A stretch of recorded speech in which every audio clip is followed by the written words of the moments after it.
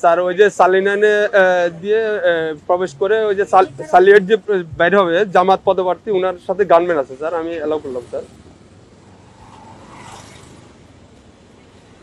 MP পদপ্রার্থী, সংসদ পদপ্রার্থী ওনার সাথে গানম্যান আছে স্যার, আমি এদিকে তারেক জিয়ার প্রতিদ্বন্দ্বী ডাক্তার এস এম খালেদুজ্জামান বলেন।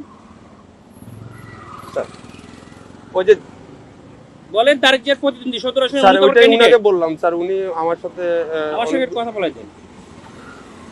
আচ্ছা স্যার একটু কথা হ্যালো, আসসালামু আলাইকুম।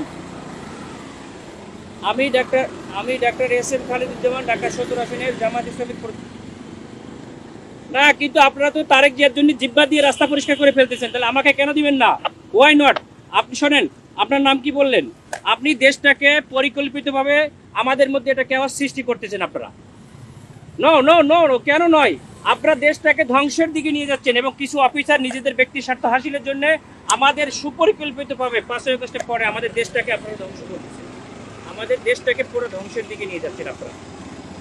আমি সেনা প্রধানের কাছে এটা কমপ্লেইন করতে চাই। আপনাদের অফিসারের সঙ্গে আমি কথা বলতে চাই।